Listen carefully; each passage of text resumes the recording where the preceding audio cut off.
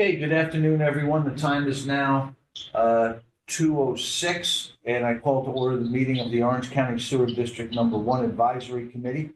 A copy of the agenda for this meeting may be found on the county website under the tab for the legislature.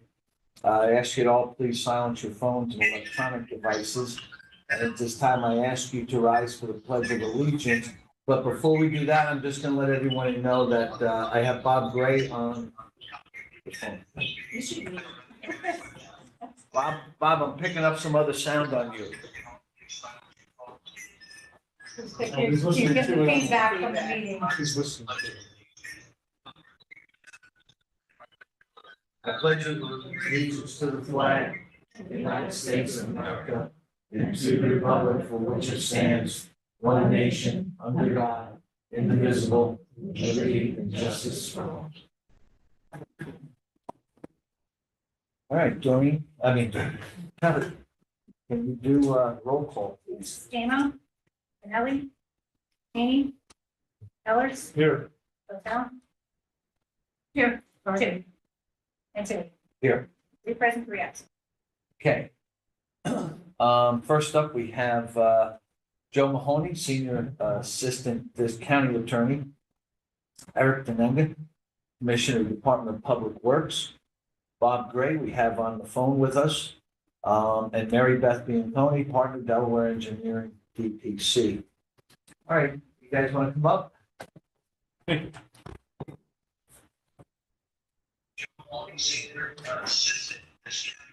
Bob to mute himself. He's got a mute on his end. Hey, Bob, can you mute yourself? Thank you. Hey, Bob, can you mute yourself?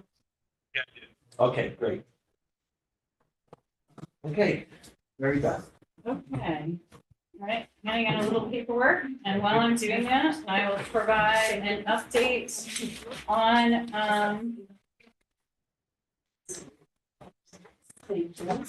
an update on some recent activities. The, last Friday was the date at which the New York State Environmental Facilities Corporation requested that projects that were previously listed on the Clean Water State Revolving Fund intended use plan were updated so that they can stay viable for financing applications in the next federal fiscal year. So the federal fiscal year starts on October 1st. The Clean Water State Revolving Fund is a funding mechanism that's available here in New York State, provides low cost and sometimes no cost financing to communities. Also is an avenue to grant support for projects like this one, a wastewater treatment plant upgrade project. Listing your project on the annual intended use plan, it's exactly what it sounds. When the federal government gives the state money, they want to know what you're going to do with it. So listing it on the intended use plan allows the state to plan potentially to finance the project and opens the door, doesn't commit the county to doing the project, but opens the door for the county to consider a financing application in the federal fiscal year. That will be the fiscal year that will start on October 1st of this year and go to September 30th of next year. County does have a number of steps to take to get to the point where it could submit an application for financing or grants. We'll go over the schedule kind of towards the end of this meeting, but we did with the coordination with Eric's office as well as Jody in the grants office, who was terrific to work with, and county attorney's office, get that listing conducted. And really the main things that happen, the project is listed in 2 sections. It's listed as the wastewater treatment plant upgrade and then the collection system upgrade as 2 separate projects.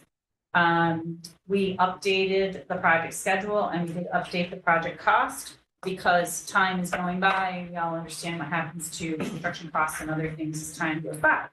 So that was accomplished last week. We received confirmations that the project's been received by the agency and listed.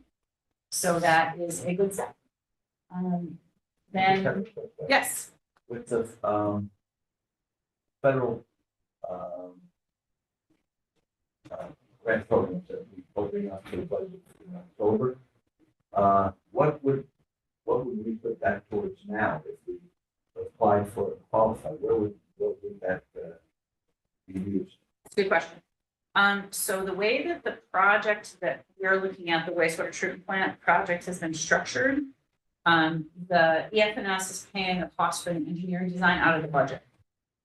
So it would be to line up costs to pay for construction when we get to construction for that portion of the project.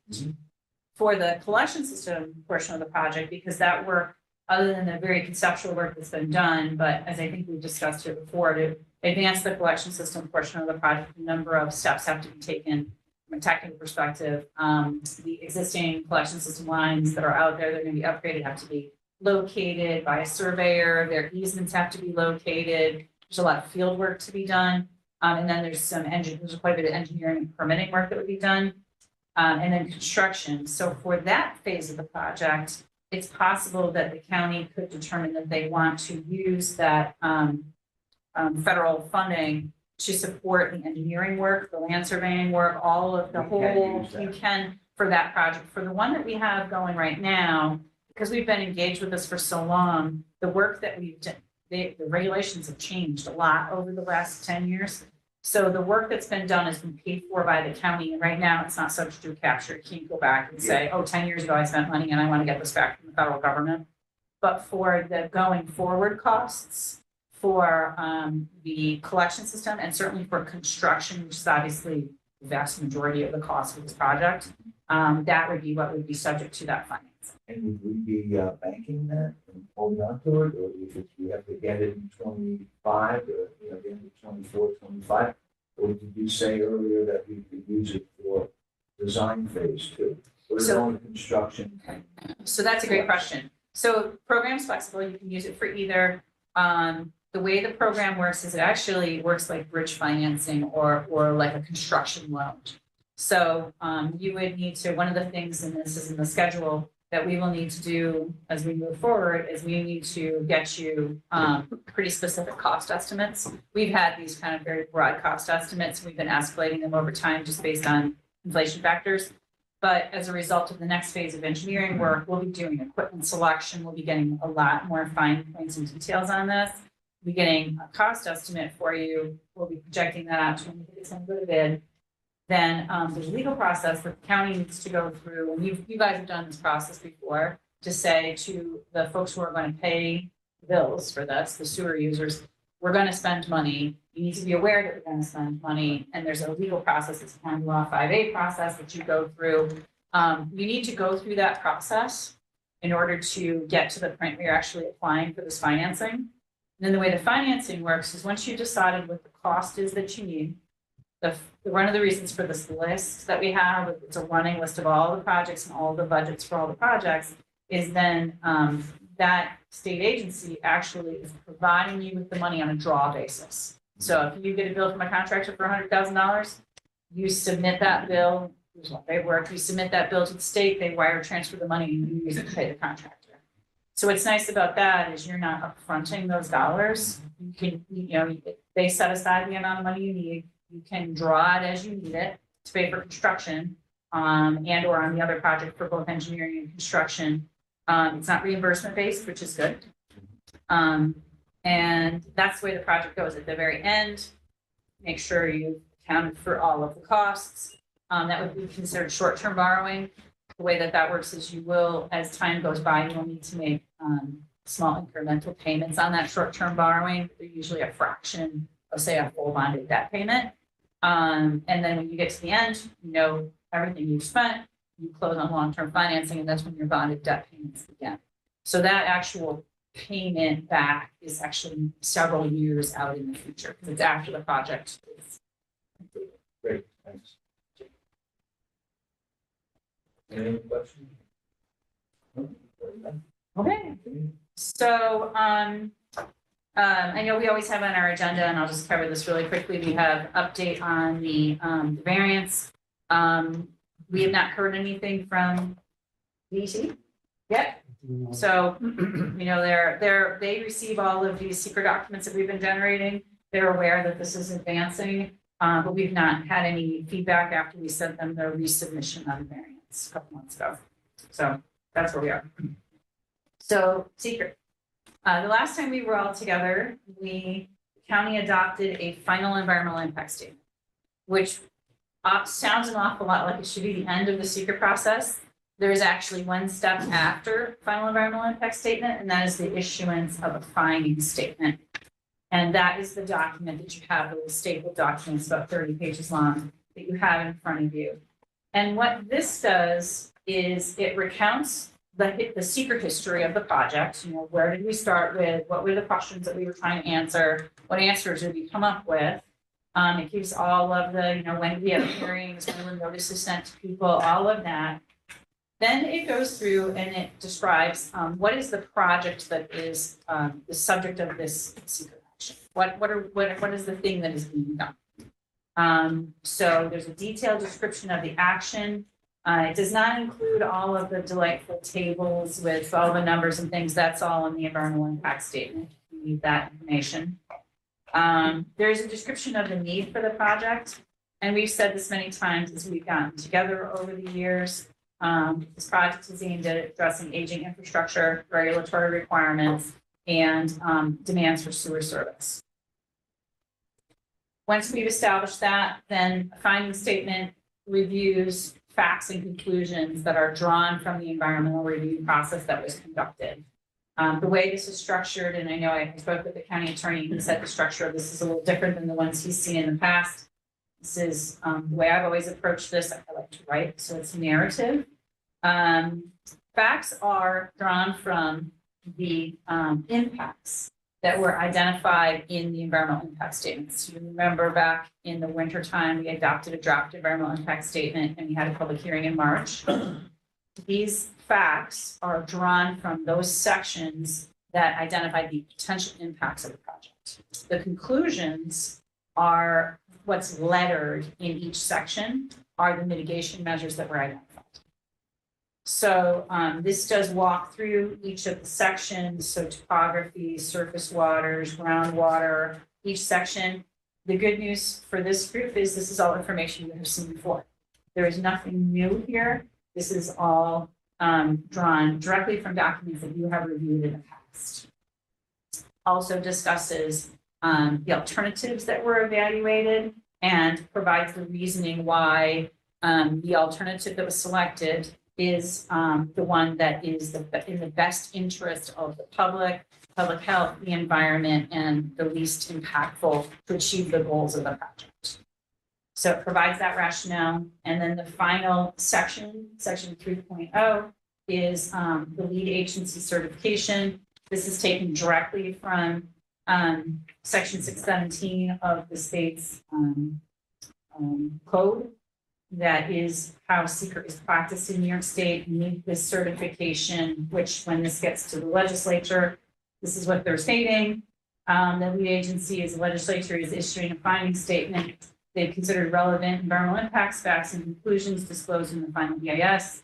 That social, economic, and other considerations have been weighed and balanced in light of the identified environmental impacts.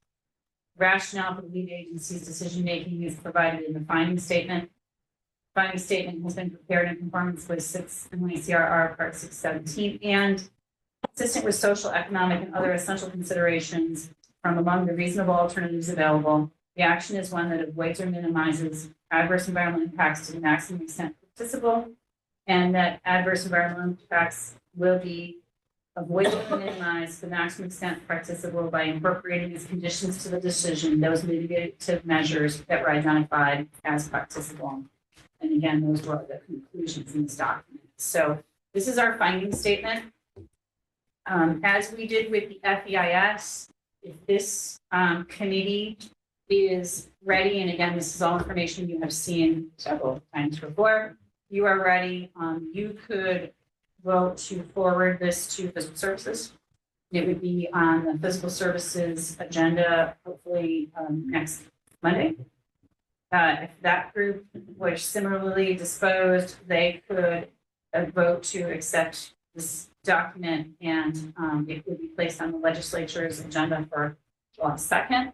And with legislative adoption on July 2nd, the secret process will be concluded after we conduct circulation to the VEC, involved agencies, and post it.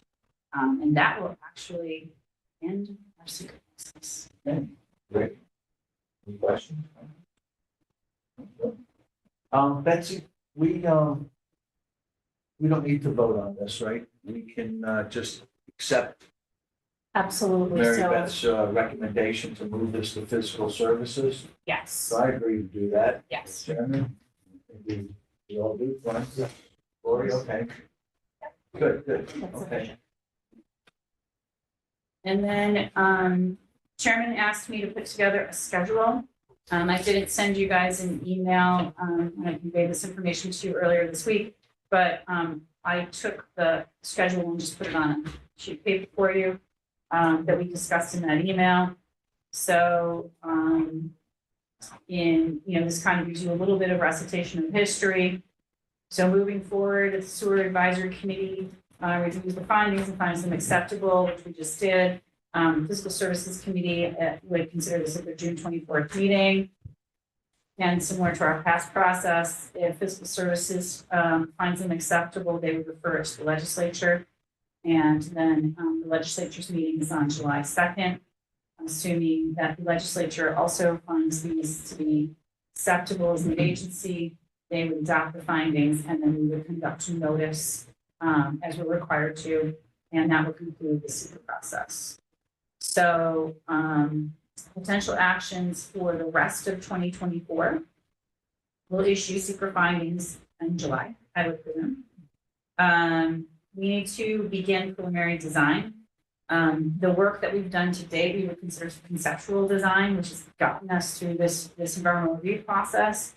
In preliminary design, what we will be doing is taking our recommended alternative, which is that SBR upgrade of the treatment plant to go from 6 to 9 MGD and address some of the longevity issues as well as the regulatory issues and apply for a variance for total dissolved solid chloride.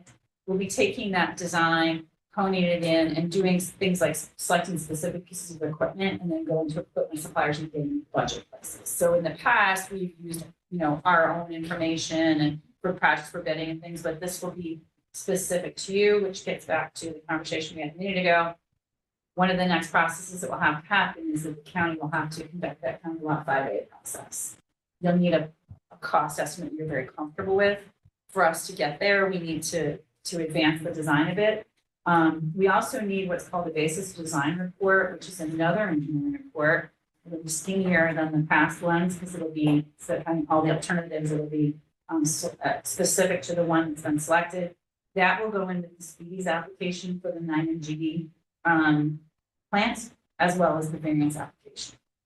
On the variance, we would anticipate that we would use all of the information that we've already used for the variance application that we have pending right now, which is for the current permit. So a lighter lift. How long is the Speedy's permit? That's an excellent question. It actually expires in March of 2025. Oh. So the county received a request recently, in the last couple of months, for paperwork from DEC for updating that permit, which has been done and submitted. So right now we have the application for modification to the current permit to add the variance pending. We will have an application for renewal of the permit that exists today pending. And then in the spring of next year, we'll submit another application for the larger plant. So DEC will have 3 of these. They know that, they're aware that this is the sequence of events.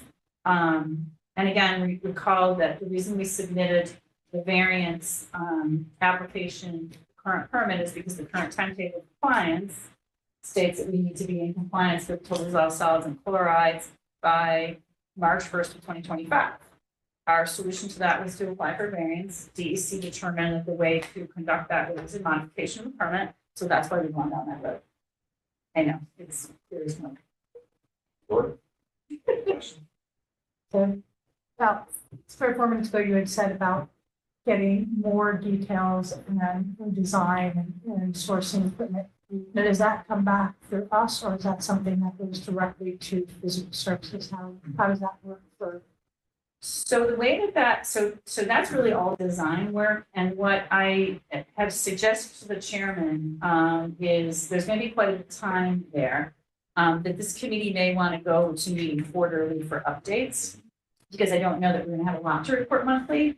But just like the speedies permit applications and things don't go back through the legislature, you're already a permittee. They really go to Eric's group, and Eric's group is the one who kind of oversees the technical aspects of this and makes sure that those things are all happening. The application for speedies, again, in the past has not gone to the legislature because you're already regulated. And that's part of your monthly report, then fiscal structure, when stuff like that. I think what Mary Beth is suggesting, I don't disagree with, is a quarterly report, setting this meeting up. So Starting next year. Every 3 months or so, come in and give you a status on design, and I don't disagree with her at all. There'll a couple months will go by where they're just grinding away at the preliminary design. They're not really gonna be much to give you an update on.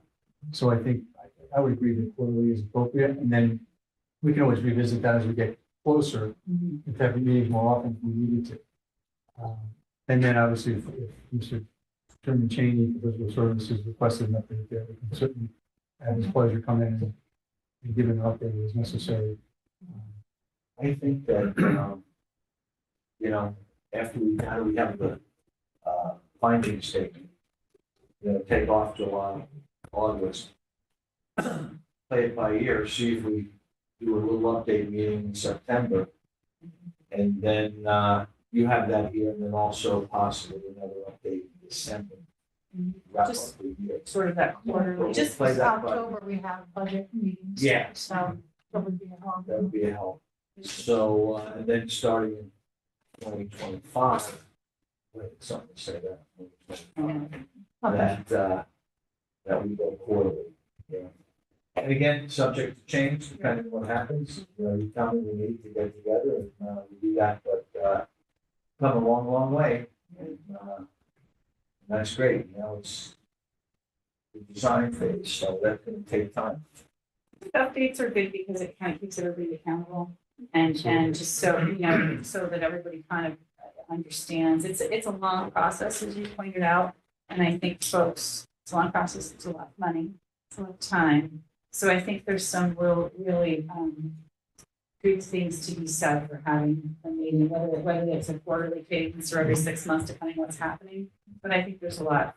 And we would, for our office, would be in communication with Mary Beth's office more often than that. The whole Potentially have a time. meeting, and we'll be continuously communicating. Thank you. And then, in 2025, I would imagine, in an ideal world, we're positioned where that county 5A process can happen in the spring of 2025. The reason I say that is because the applications for financing and grants are right now, this is one of the financial services, it's not an indicator of future success, but have been in the summertime.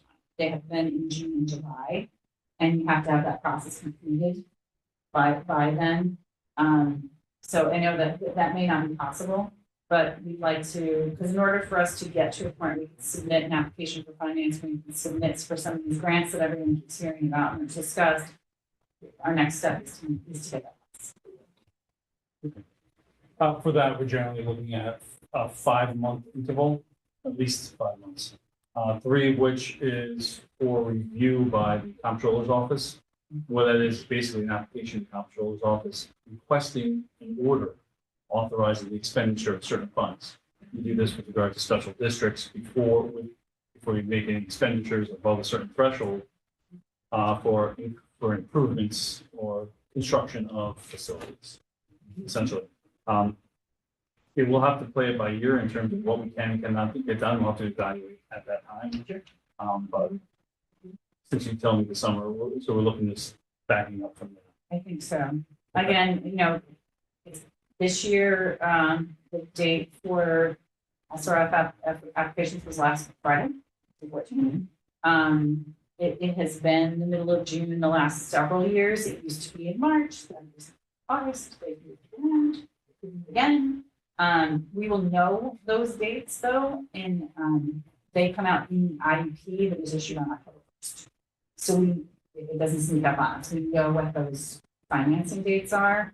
when that IEP comes out. The draft will come out in August, and generally speaking, they don't change the schedule from draft intended use plan to final intended use plan. So we'll know what that is and we can back off and figure out the information that's necessary. And it also depends on whether we have the sufficient information. Right, correct. We'll just, like you say, we'll just take it one step at a time.